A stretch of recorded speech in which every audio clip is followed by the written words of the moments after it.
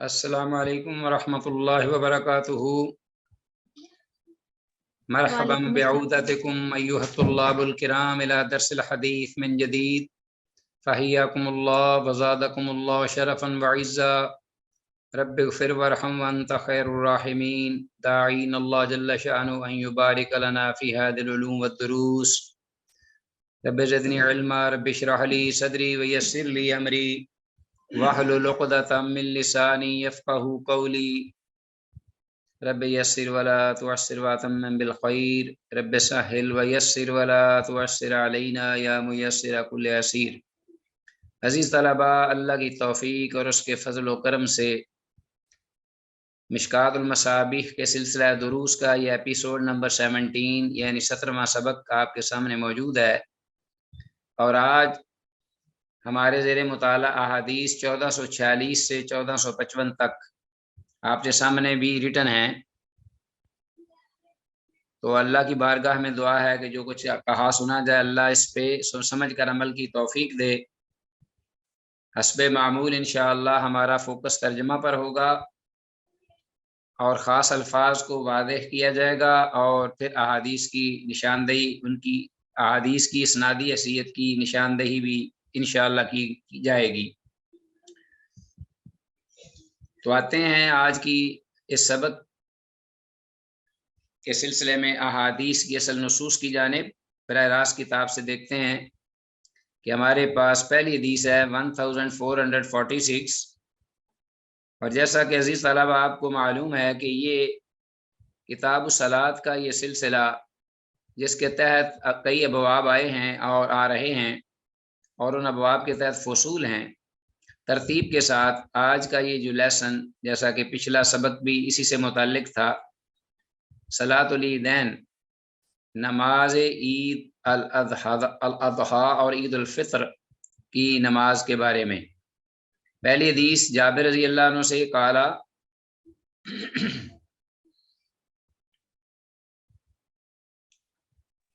بک شو نہیں ہو گئی؟ اب ہو رہی ہے جی اب ہو گئی ہے جی۔ 1446 حدیث ون جابر رضی اللہ عنہ سے یہ روایت مروی ہے، قال، وہ کہتے ہیں شہدت الصلاۃ مع النبی صلی اللہ علیہ وسلم فی یوم عید، کہ میں اللہ کے نبی صلی اللہ علیہ وسلم کے ساتھ حاضر ہوا عید کے دن، عید کی نماز میں۔ فبادہ بالصلاۃ، تو آپ صلی اللہ علیہ وسلم نے سب سے پہلے جو ابتدا فرمائی وہ نماز کی تھی، عید نماز کی یا عید کی نماز کے ساتھ ابتدا فرمائی۔ قبل الخطبہ، خطبہ سے پہلے، بغیر اذان ولا اقامت، بغیر اذان اور اقامت کے۔ فلما قضى الصلاۃ، تو پھر جب آپ صلی اللہ علیہ وسلم نے نماز پوری کی، قام متکئا علی بلال، تو آپ کھڑے ہوئے اپنی اسے جائے نماز پر، کھڑے ہو کر متکئا سہارا لیے ہوئے، علی بلال، بلال رضی اللہ تعالیٰ عنہ پر۔ بلال رضی اللہ عنہ بھی ساتھ ساتھ رہتے تھے آپ کی خدمت کے لیے، تو آپ وہاں بلال رضی اللہ عنہ کھڑے تھے، تو اللہ کے رسول صلی اللہ علیہ وسلم نماز سے فارغ ہو کر کھڑے ہوئے، اور انہوں نے بلال رضی اللہ عنہ کے ساتھ ایک قسم کا سہارا لیا اور کھڑے ہوئے۔ فحمد اللہ، تو آپ نے اللہ کی تعریف فرمائی، واثنا علیہ، اور اللہ جل شانہ کی ثنا کی، ووعظ الناس، اور لوگوں کو نصیحت فرمائی، وذکرہم، اور انہیں یعنی تذکیر کی، یاد دہانی اللہ جل شانہ کی نعمتوں کی اور اللہ جل شانہ کی جو تیار کردہ سزائیں ان کا بھی ذکر، یہ اسے تذکیر کہتے ہیں۔ وحثہم، اور انہیں انگیخت دلائی، ابھارا، ترغیب دلائی، علی طاعتہ، اللہ کی طاعت پر، ومضى الی النساء، اور پھر آپ چلے عورتوں کی جانب، جہاں عورتوں نے نماز ادا کی وہاں آپ چلے۔ ومعه بلال رضی اللہ عنہ، اور آپ کے ساتھ بلال رضی اللہ عنہ تھے۔ فامرہن بتقوی اللہ، تو آپ صلی اللہ علیہ وسلم نے ان سب کو اللہ کے تقوی اختیار کرنے کا حکم فرمایا۔ ووعظہن وذکرہن، اور انہیں وعظ و نصیحت فرمائی، انہیں یاد دہانی کرائی۔ رواہ النسائی، امام نسائی نے اس حدیث کو ذکر کیا ہے۔ تو یہ حدیث کے الفاظ متکئن کا مطلب ہے ٹیک لگائے ہوئے، اس کو آپ انڈر لائن کیجئے، اور اس حدیث کی جو سند ہے وہ صحیح ہے، امام نسائی نے اس کو اپنا روایت کیا ہے۔ باقی حدیث کلیئر ہے، اور آگے نیکسٹ حدیث کی طرف آتے ہیں۔ ابو ہریرہ رضی اللہ عنہ سے روایت ہے، قال، وہ کہتے ہیں، کان النبی صلی اللہ علیہ وسلم کہ اللہ کے نبی صلی اللہ علیہ وسلم نے ارشاد فرمایا، اذا خرج یوم العید فی طریق، کان النبی صلی اللہ علیہ وسلم، ہاں ابو ہریرہ رضی اللہ عنہ فرماتے ہیں کہ اللہ کے نبی صلی اللہ علیہ وسلم تھے، کان النبی ہو یعنی آپ کا یہ معمول تھا، اذا خرج یوم العید، جب آپ عید کے دن باہر تشریف لاتے عید گاہ کی جانب، فی طریق رجع فی غیرہ، تو آپ جس راستے میں آتے جاتے ہوئے واپس لوٹتے ہوئے اس کے علاوہ دوسرا راستہ اختیار فرماتے۔ رواه ترمذی و دارمی ہو، امام ترمذی اور امام دارمی نے اس حدیث کو روایت کیا ہے، اور اس حدیث کی سند بھی صحیح ہے۔ امام دارمی کی حدیث، اس کے حدیث کی سند صحیح ہے، ٹھیک ہو گیا جی، باقی کلیئر ہے حدیث۔ اور اس مفہوم کی پہلے حدیث بھی چل کہ آپ صلی اللہ علیہ وسلم خالف الطریق، عید کے دن آپ اپنا راستہ بدلتے۔ آگے حدیث ہے 1448، وان ہو جابر، ابو ہریرہ رضی اللہ عنہ سے ہی روایت ہے، وان ہو انہ اصابہم مطر فی یوم عید، کہ انہیں پہنچی یعنی اہل مدینہ کو بارش، فی یوم عید، عید کے دن، فصلی بہم النبی صلی اللہ علیہ وسلم صلاۃ العید فی المسجد، تو اللہ کے نبی صلی اللہ علیہ وسلم نے صحابہ کو عید کی نماز پڑھائی مسجد میں۔ رواہ ابو داؤد و ابن ماجہ، امام ابو داؤد اور امام ابن ماجہ نے اس کو روایت کیا ہے حدیث کو جی۔ تو حدیث کی سند ضعیف ہے، اس لیے کہ سند میں عیسیٰ بن عبد الاعلی مجہول اور عبید اللہ بن عبداللہ بن موہب مستور یعنی مجہول الحال ہے، تو دو راوی اس سند میں، ایک مجہول ہے اور ایک مستور ہے، یعنی تقریباً وہ بھی مجہول الحال ہی ہوا، تو اس اعتبار سے یہ حدیث سند کے اعتبار سے ضعیف ہے۔ باقی یہ ہے کہ عمل اسی کے مطابق ہوگا، بارش یا شرعی عذر کی بنا پر جہاں عید کی نماز مسجد میں پڑھنے کا جواز ہے، وہاں یہ بھی بات سن لیجئے کہ بغیر کسی عذر اور وجہ کے مسجد میں پڑھنا یہ خلاف سنت بھی ہے۔ تو عید کی نماز اللہ کے رسول صلی اللہ علیہ وسلم ہمیشہ باہر کھلی آبادی میں ہی پڑھا کرتے تھے، الا یہ کہ کوئی شرعی عذر لاحق ہو یا کوئی جگہ نہ مل رہی ہو یا کوئی بارش وغیرہ کا معاملہ ہو۔ تو یہ حدیث جیسا کہ میں نے کہا ہے کہ یہ حدیث جو ہے یہ دو راویوں کی وجہ سے، ایک مجہول ہے اور ایک مجہول، دونوں مجہول الحال ہیں، ایک مجہول ہے اور دوسرا مجہول الحال یعنی مستور بھی ہے۔ آگے حدیث ہے ہماری نیکسٹ حدیث، ابو الحویرث رضی اللہ تعالیٰ عنہ سے یہ روایت مروی ہے، وعن ابی الحویرث ان رسول اللہ صلی اللہ علیہ وسلم کتب الی عمرو بن حزم وهو بنجران، کہ اللہ کے نبی، اللہ کے رسول صلی اللہ علیہ وسلم نے عمرو بن حزم کو یہ پیغام لکھا اس حال میں کہ وہ عمرو بن حزم جو تھے وہ نجران میں تھے، نجران ایک یمن کا علاقہ، کہ آپ نے فرمایا عجل الاضحیٰ، اسے لکھا کہ یوم عید الاضحیٰ جو ہے اس کو جلدی ادا کیا کرو، وآخر الفطر، اور عید الفطر کو تھوڑا سا مؤخر کر لیا کرو، وذکر الناس، اور عیدوں کی نمازوں میں یا اس موقع پر جو خطبہ وغیرہ اس میں لوگوں کو تذکیر، یہ لوگوں کو یاد دہانی کرایا کرو، یعنی وعظ و نصیحت۔ رواه شافعی، امام شافعی نے اس کو روایت کیا ہے۔ یہ 1449 اس حدیث کی سند انتہائی ضعیف ہے، کہ سند میں ابراہیم اسلمی متروک اور متہم ہے۔ تو بہرحال کوئی حرج نہیں ہے، کیونکہ عید الاضحیٰ ظاہر ہے کہ اس میں قربانی کا دن ہے، اس کو بھی، لیکن دونوں کو جلدی بھی پڑھا جا سکتا ہے، عید الاضحیٰ کو قدرے پہلے اور عید الفطر کو ذرا لیٹ بھی کیا جا سکتا ہے، لیکن حدیث جو ہے یہ صحت کے معیار کو نہیں پہنچتی، یہ حدیث جو ہے یہ انتہائی ضعیف ہے، ابراہیم اسلمی متروک اور متہم ہے۔ نجران کا علاقہ جو حدیث میں ذکر ہوا ہے یہ علاقہ ہے یمن میں، یعنی ایک شہر ہے۔ عید الاضحیٰ قربانی کی وجہ سے بھی جلدی ادا کر لینی چاہیے۔ بہرحال 1450 آگے حدیث ہے، وعن ابی عمیر بن انس عن عمومۃ اللہ، ابو عمیر بن انس رحمہم اللہ، وہ ان عمومت اللہ اپنے چچا سے روایت کرتے ہیں، ان عمومت لہو جو ان کا اپنا چچا ہے ان سے وہ روایت کرتے ہیں، جو کہ ان کے چچا من اصحاب النبی صلی اللہ علیہ وسلم، اللہ کے نبی صلی اللہ علیہ وسلم کے صحابہ میں سے ایک صحابی ہیں، کہ انا رکبن جاؤ الی النبی صلی اللہ علیہ وسلم، کہ انا رکبن کچھ گھڑ سوار یا سوار جو کہ جانوروں پر سوار تھے، آئے جاؤ آئے الی النبی صلی اللہ علیہ وسلم، اللہ کے نبی صلی اللہ علیہ وسلم کی خدمت میں، یشہدون جو گواہی دے رہے تھے کہ انہم رعوا الہلال بالامس، کہ بے شک انہوں نے کل گزشتہ عید کا چاند دیکھا ہے، فامرہم ان یفطروا، تو اللہ کے رسول صلی اللہ علیہ وسلم نے ان کی شہادت پر ان کو حکم دیا لوگوں کو کہ وہ افطار کر لیں، ان یفطروا کہ وہ فوراً روزے افطار کر لیں، وَإِذَا أَصْبَحُوا اور جب صبح ہو آئندہ،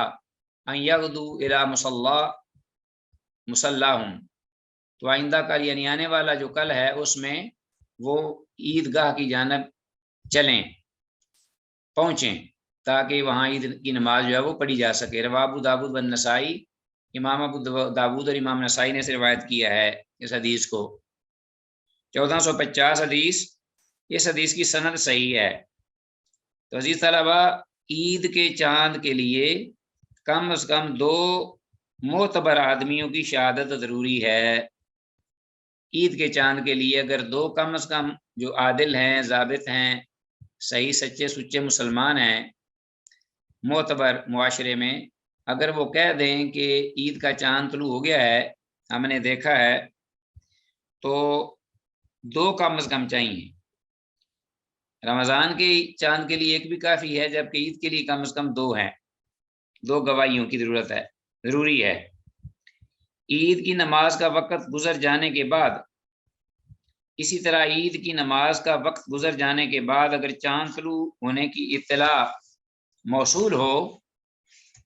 تو روزہ اسی وقت افطار کر لیا جائے اور عید کی نماز دوسرے روز ادا کر لی جائے۔ تو جیسا کہ آپ کو علم ہے کہ زوال سے پہلے پہلے جو ٹائم ہے وہ عید کی نماز کی ادائیگی کا ہے، تو اگر اس نماز ظہر کی نماز سے پہلے پہلے اگر یہ اطلاع مل جائے کہیں سے کہ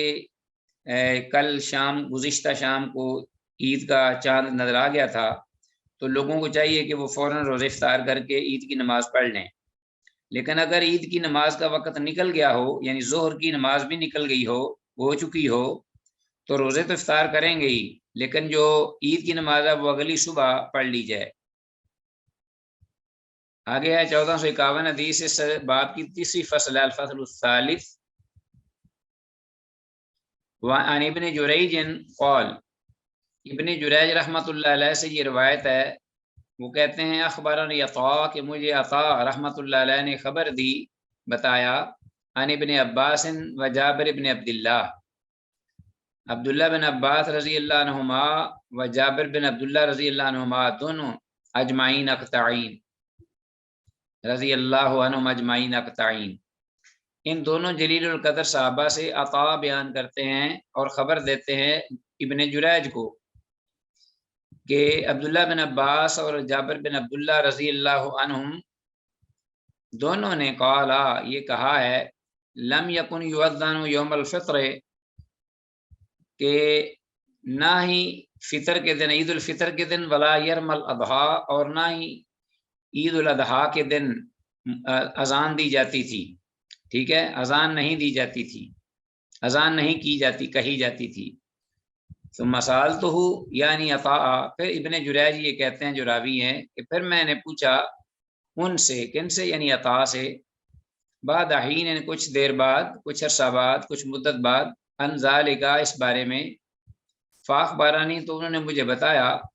تو انہوں نے مجھے بتاتے ہوئے کہا کہ جابر بن عبداللہ نے مجھے بتایا تھا، قال اخبرنی جابر بن عبداللہ، کہ مجھے جابر بن عبداللہ نے یہ بات کہی تھی کہ ان لا اذان للصلاۃ، یہ کہ کوئی اذان نہیں ہے نماز کی، یعنی عید کی نماز کی، یوم الفطر، عید الفطر کے دن، حین یخرج الامام، جس وقت کہ امام باہر آئے عید کی نماز پڑھانے کے لیے، ولا بعد ما یخرج، اور نہ ہی عید کی نماز ختم ہونے کے بعد کوئی اذان ہے، ولا اقامت، اور نہ کوئی اقامت ہے، ولا ندا، اور نہ کوئی اور اعلان وغیرہ ہے، ولا شیء اور نہ کوئی اس کے علاوہ کوئی اور چیز ہے، ولا نداء یوم دن ولا اقامتا اور نہ ہی اس دن کوئی اور ڈنڈورا پیٹنا یا اذان دینا یا اعلان کرنا کسی بھی قسم کا، اور نہ ہی اس نماز یعنی عید الاضحیٰ اور عید الفطر کی کوئی اقامت ہے۔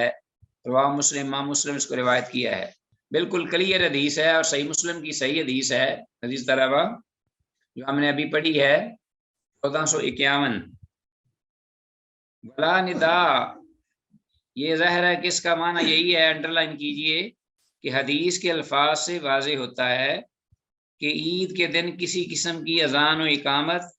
اور صلاۃ و سلام، اونچی اونچی پکارنا یا اعلانات کرنا یا ڈنڈورے پیٹنا یا ڈھول پیٹنا خلاف سنت ہے، یہ ساری چیزیں کچھ بھی نہیں اس دن۔ صرف لوگوں کو کہا جائے گا کہ وہ آئیں سنت کے مطابق تیار ہو کر، اور وہ آ کر عید گاہ میں نماز پڑھیں 2 رکعت، پھر خطبہ سنیں، ذکر اذکار کریں، تکبیرات کہیں، دعا کریں۔ چلو جی آگے ہمارے پاس حدیث 1452 ابو سعید خدری رضی اللہ عنہ سے روایت ہے،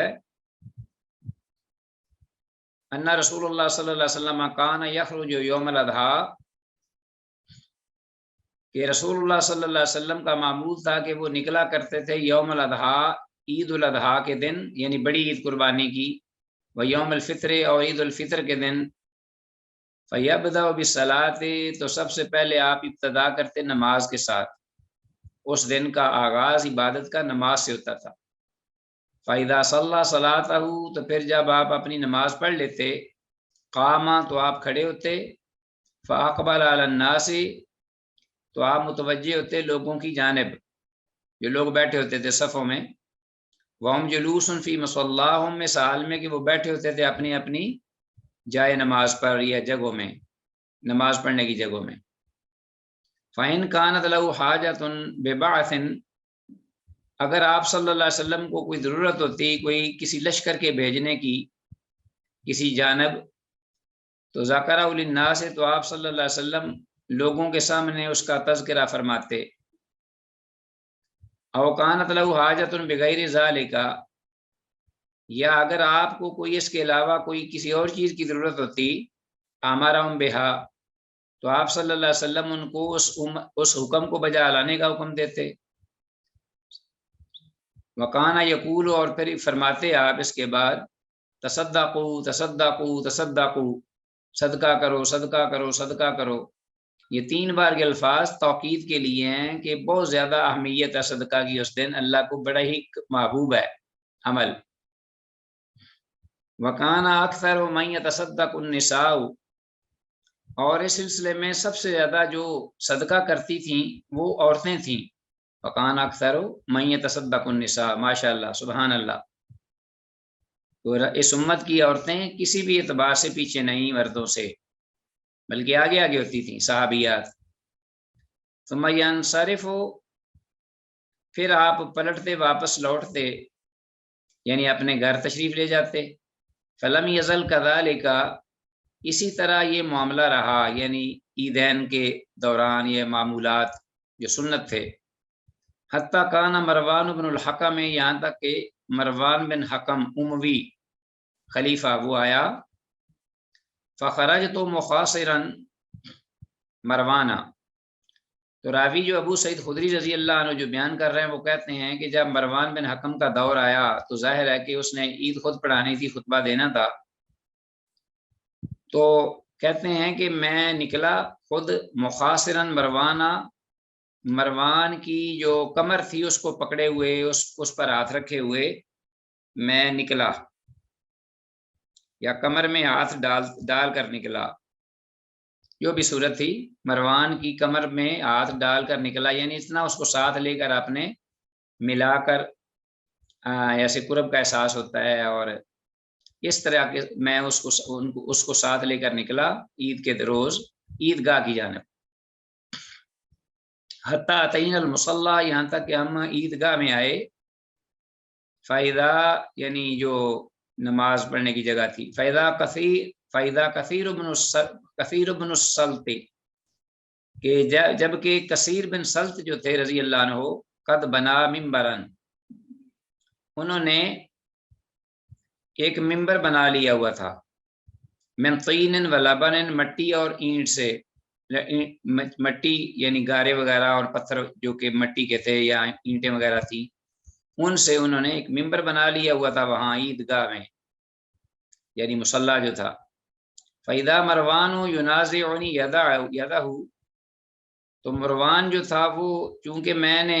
اس کی کمر میں اپنا ہاتھ دیا ہوا تھا، تو گویا کہ وہ مروان جو ہے وہ يُنَازِعُنِي يَدَهُ، مجھ سے اپنا ہاتھ چھڑا رہا تھا، يُنَازِعُنِي يَدَهُ، مجھ سے اپنا ہاتھ چھڑا رہا تھا، علیحدہ کرنے کی کوشش کر رہا تھا چلتے چلتے۔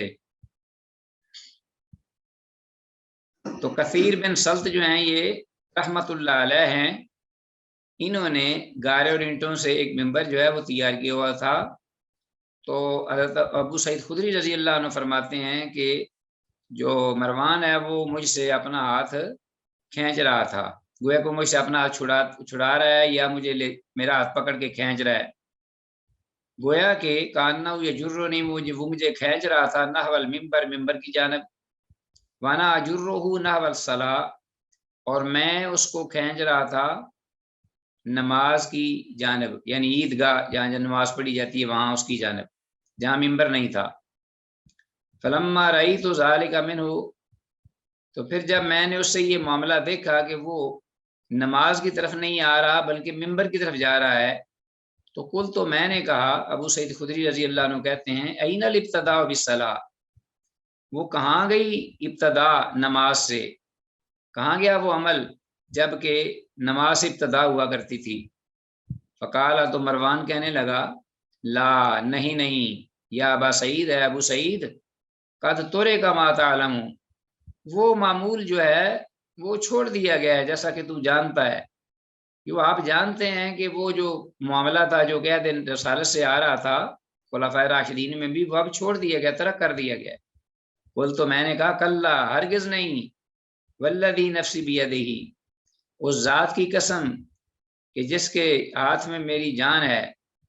لا تاتون بخیر، تم ہرگز خیر کو نہیں پا سکتے یا آ سکتے، مما اعلم، اس بارے میں جو میں جانتا ہوں، اللہ کے رسول صلی اللہ علیہ وسلم سے یا صحابہ خلفائے راشدین کے عمل سے جو میں جانتا ہوں۔ تو انہوں نے ثلاثہ مرارن، یہ تین بار یہ الفاظ کہے، ہرگز نہیں، تم خیر کو نہیں آ سکو گے اس سلسلے میں جو کہ میں، یا جو علم کے بارے میں جو میں جانتا ہوں۔ ثم انصرف، تو پھر ابو سعید خدری رضی اللہ عنہ یہ انہوں نے بات کہی، 3 مرتبہ ایسے ہی الفاظ کہے، اور پھر وہ ممبر سے خود دور چلے گئے۔ تو بہرحال یہ جیسا کہ ذکر ہوا ہے کہ مروان بن حکم جو تھا اس نے یہ ابتدا کی سب سے پہلے اس عید کی نماز کے دن عید کی نماز پڑھنے کی بجائے پہلے خطبہ دینے کی، جس کا میں نے پہلے ذکر بھی کیا تھا کہ یہ لوگ جو تھے کیونکہ یہ سیاسی شہرت چاہتے تھے یا سیاسی کچھ مفاد، تو اس لیے چاہتے تھے خطبہ لوگ ہمارا سنیں، اور لوگ خطبہ سننے سے کتراتے اور گھبراتے تھے، اٹھ کر چلے جاتے تھے۔ تو اس لیے وہ کیا کرتے، ہیلا کرتے کہ نماز کو بعد میں رکھتے ہیں، پہلے خطبہ کر کے لوگوں کو اپنی باتیں سناتے ہیں۔ اللہ اکبر۔ تو عزیز طلبہ، اس حدیث کے الفاظ فخرجت مخاصرا مروانا، اس کو انڈر لائن کیجئے، اس کا ترجمہ ہے تو میں مروان کی کمر میں ہاتھ ڈال کر نکلا، یعنی ہاتھ ڈالے ہوئے نکلا۔ نمبر 2، اس میں فائدہ دوسرا یہ ہے کہ معلوم ہوا حدیث سے کہ عموماً حکمران جو ہوتے ہیں وہ شرعی احکام پر اپنی سیاست چمکانے کی خاطر عمل کرنے سے گریز کرتے یا کتراتے ہیں، والعیاذ باللہ۔ آگے ہمارے پاس عزیز طلبہ اسی باب کتاب الصلاۃ کے ضمن میں باب فی الاضحیۃ، قربانی کا بیان۔ اب دونوں صلاۃ العیدین کے بارے میں تو آپ نے سمجھ لیا، عید نماز پڑھنے کا طریقہ اور اس دن جو عمل ہیں کرنے کے سنت مسنون۔ اب ان 2 عیدوں میں سے خاص طور پہ جو احکامات کے بارے میں بہت اہم چیز ہے وہ ہے قربانی کا دن، قربانی یعنی عید کی وہ احکامات یا وہ جو سنن ہے جو کہ قربانی کی عید کے دن کی جانی چاہیے، یہ حدیث و سلسلے میں ہے۔ الفصل الاول، پہلی فصل قربانی کے سلسلے میں، جانور اور اس کی علامات اور قربانی کے جانور کے بارے میں۔ 1453 عن انس بن مالک، انس بن مالک رضی اللہ عنہ سے روایت ہے، قال ضحى رسول اللہ صلی اللہ علیہ وسلم، کہ اللہ کے رسول صلی اللہ علیہ وسلم نے قربانی کی، بکبشین، دو مینڈوں کی، املحین، جو کہ چتکبرے تھے۔ چتکبرے وہ ہوتے ہیں املحین، دو چتکبرے مینڈے جانور کہ جن کی سکن جو ہے اس کے اوپر کچھ داریاں ہوتی ہیں، یعنی کچھ ڈورے، کچھ نشان وائٹ ہوتے ہیں، کچھ سیاہ ہوتے ہیں، تو اس طریقے سے ایک ہی رنگ نہیں ہوتا ان کا۔ تو اقرنین، دو بڑے سینگوں والے، ذبحہما، اللہ کے رسول صلی اللہ علیہ وسلم نے ان کو ذبح کیا، بیدہ، اپنے دست مبارک سے، وسما، اور آپ نے نام لیا اللہ کا، وکبر، اور آپ نے تکبیر کہی۔ قال، انس بن مالک رضی اللہ عنہ فرماتے ہیں، رأیتہ، میں نے دیکھا آپ کو، واضعا قدمہ، کہ آپ رکھے ہوئے تھے اپنے قدم، اپنا پاؤں، علی صفاحہما، اس جانور کے دونوں پہلوؤں پر، جانور کے جو پہلو ہیں، صفاحہما، ان دونوں جانوروں کے پہلو پر، یعنی قربانی کرتے وقت، صفاحہما، ان دونوں جانوروں کے پہلو پر آپ قربانی کرتے وقت ان کو قبلہ رخ لٹا کر ان پر پاؤں رکھے ہوئے تھے، وَيَقُولُ، اور فرما رہے تھے، بسم اللہ واللہ اکبر، اللہ کے نام کے ساتھ، اور اللہ بہت ہی بڑی ذات ہے۔ تو 1453 یہ حدیث جمہور اہل علم کے نزدیک قربانی سنت مشروع ہے، یعنی سنت ہے، واجب نہیں، جو اکثر اہل علم ہے۔ نیز قربانی ایک عبادت ہے۔ ویسے شریعت میں ہر وہ عمل جو بندہ عموماً کو اللہ تعالیٰ کے قریب کر دے، اسے قربانی کے نام سے موسوم کیا جا سکتا ہے، اسے قربانی کا نام دیا جا سکتا ہے۔ جیسے الصلاۃ، نماز بھی ہے، الصلاۃ و قربان کل عبد تقی، کہ نماز ہر متقی بندے کے تقرب کا ذریعہ ہے۔ تو کوئی بھی عمل جو قرب کا باعث بنے بندے اور معبود کے درمیان، اس کو بھی ہم قربانی کہہ سکتے ہیں لغوی اعتبار سے۔ حدیث میں مذکور لفظ املحین، اس کو انڈر لائن کیجیے، اس کا مطلب ہے دو ابلق چت کبرے جانور، دو ابلق چت کبرے جانور، جسے میں نے کہا کہ جس میں داریاں ہوں یا ڈورے یا مختلف رنگوں کے، ایک جیسا رنگ نہ ہو، خاص طور پر وائٹ اور سیاہ جو ہے اس کو چت کبرا کہتے ہیں۔ وان عائشہ، عائشہ رضی اللہ عنہ سے روایت ہے، ان رسول اللہ صلی اللہ علیہ وسلم، کہ اللہ کے رسول صلی اللہ علیہ وسلم نے ہمارا حکم دیا، بکبش اقرنا، ایسے مینڈے کو قربانی کرنے کا، اقرنا جو سینگ والا ہو، ہمارا بکبشن، ایسے مینڈے کا حکم دیا، اقرنا جو سینگ والا ہو، یطع فی سوادن، جس کا جو اپنا ہے یطع، یعنی جس کی ٹانگیں سیاہ ہوں، یطع فی سوادن، ویبرق فی سوادن،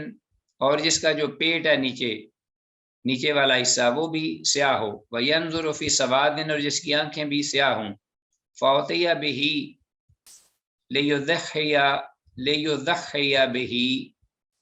اور ایسا مینڈا جو ہے، تو ایسا مینڈا لایا گیا، ایسا جانور لایا گیا جو آپ نے بتایا، تاکہ آپ اس کو قربان کریں، لیضحی بہ۔ قال، تو رسول اللہ صلی اللہ علیہ وسلم نے اس کو ذبح کرتے وقت فرمایا، یا عائشہ، تو اے عائشہ، حلمی، لاؤ، المدیتا، چھری، اے عائشہ چھری لاؤ، ثم قال احشزیہا، ثم قال اشحذیہا بحجر، پھر آپ نے فرمایا کہ صرف لاؤ نہیں بلکہ ثم قال، پھر آپ نے فرمایا اشحذیہا بحجر، کہ اس کو خوب تیز کرو پتھر پر رگڑ کر، پتھر کی سل وغیرہ اس پر رگڑ کر اس کو خوب تیز کرو۔ ففعلت، تو میں نے ایسے کیا، ثم اخذها، پھر آپ نے اس کو پکڑ لیا، اس چھری کو، واخذ القبش، اور آپ نے اس مینڈے کو بھی پکڑ لیا، ریم کو، فاضجعه، تو اس کو پہلو کے بل لٹا دیا، یعنی قبلہ رخ، ثم ذبحہ پھر آپ نے اس کو ذبح کیا، ثم قال پھر فرمایا بسم اللہ اللہ کے بابرکت نام سے، اللہم اے اللہ تقبل من محمد کہ قبول کر اے اللہ اس قربانی کو محمد سے صلی اللہ علیہ وسلم، وآل محمد اور آل محمد سے، ومن امت محمد اور امت محمدیہ صلی اللہ علیہ وسلم سب سے۔ ثم ضحى بہ پھر آپ نے یہ الفاظ فرماتے ہوئے اس جانور کو ذبح کیا۔ 1454 یہ حدیث ہے آپ کے سامنے، تو اس میں انڈر لائن کیجیے الفاظ یا عائشہ تو حلومی المدیتا کہ عائشہ چھری لائیے، اور حدیث کے الفاظ ہمارا بکبش اقرن، اس کا ترجمہ بھی یہی ہے کہ آپ صلی اللہ علیہ وسلم نے اس میں جو الفاظ ہے نا یَطَعُ فِي سَوَادٍ، اس کا معنی ہے کہ جو چلے سیاہی میں، وَيَبْرُكُ اور بیٹھے نیچے ٹانگیں بچھا کر جو بیٹھتا ہے جانور، فی سوادن سیاہی میں، وَيَنْظُرُ اور دیکھتا ہو، فی سوادن یعنی سب سیاہی میں۔ تو اس کا مطلب یہ ہوا کہ یَطَعُ فی سوادن جو یعنی روندتا ہو یا چلتا ہو سیاہی میں، مطلب یہ کہ اس کی جو ٹانگیں ہیں وہ سیاہ ہونی چاہیے۔ وَيَبْرُكُ فی سوادن اور وہ جو بیٹھتا ہے یا بیٹھتا ہو آنکھیں ٹانگیں بچھا کر پیٹ کے بل سیاہی میں، تو اس کا مطلب یہ ہے کہ اس کا نیچے والا پیٹ کا حصہ جو ہے وہ سیاہ ہونا چاہیے۔ اور اسی طرح وَيَنْظُرُ فِي سَوَادٍ اور دیکھتا ہو سیاہی میں، اس کا مطلب یہ ہے کہ اس کی آنکھیں جو ہیں وہ سیاہ ہونی چاہیے۔ تو یہ ہے مطلب اس کا، تاکہ آپ کو اس کو پڑھنا آسان ہو۔ آگے ہمارے پاس حدیث ہے 1455 جابر رضی اللہ تعالیٰ عنہ سے، بڑی معروف روایت ہے اور بڑی یہ ذکر کی جاتی ہے قربانی کے سلسلے میں۔ قال رسول اللہ صلی اللہ علیہ وسلم، وہ کہتے ہیں کہ اللہ کے رسول صلی اللہ علیہ وسلم نے ارشاد فرمایا لا تذبحوا مت ذبح کرو تم قربانی میں کے سلسلے میں الا مسنتن سوائے اس کے جو دو دانتوں والا ہو جانور، الا مگر یہ کہ یعصر علیکم کہ تم پر مشکل بنا دی جائے اور آپ کو جانور نہ ملے تنگی یعنی محنت کوشش کے باوجود، فتصبحوا تو ایسی صورت میں تم ذبح کر لو جزعتن 1 سال سے اوپر والا، جزع من الذان بھیڑ میں سے یعنی مینڈا وغیرہ، بھیڑ کی قسم میں سے جانور جو ہے مینڈا وہ جزعتن کہ جو 1 سال کا ہو یا 1 سال سے اوپر کا، یعنی 2 دانتا نہ بھی ہو۔ تو یہ بڑی معروف حدیث ہے کہ یہ لوگ جو ہیں وہ بڑا دڑا دڑ خرید رہے ہوتے ہیں جناب، انہیں کوئی اس بات کا احساس نہیں ہوتا کہ یہ اس کی عمر کیا ہے، اس کے 2 دانت ہیں بھی کہ نہیں۔ تو بس اس حدیث کو سامنے رکھتے ہوئے کہتے ہیں جی کھیرا بھی چلے گا، اور جو لانے والے ہیں وہ بھی اپنا مال بنانے کے لیے بس اس کی پرواہ نہیں کرتے، وہ کھیرے بہت سے جانور لے آتے ہیں، بکریاں بکروں میں بھی، حالانکہ یہ صرف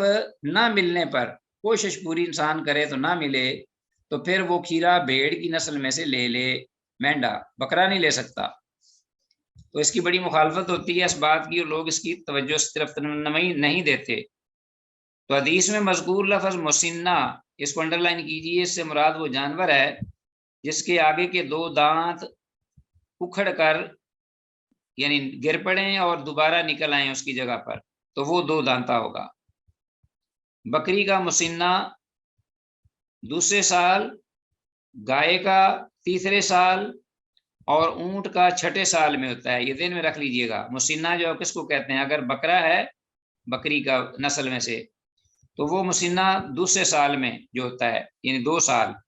پورے ہو جائیں تقریباً، پھر بھی دانتوں کو دیکھا جائے گا۔ گائے کا 3 سال میں ہونا اور اونٹ کا 6 سال میں ہونا، یہ تقریباً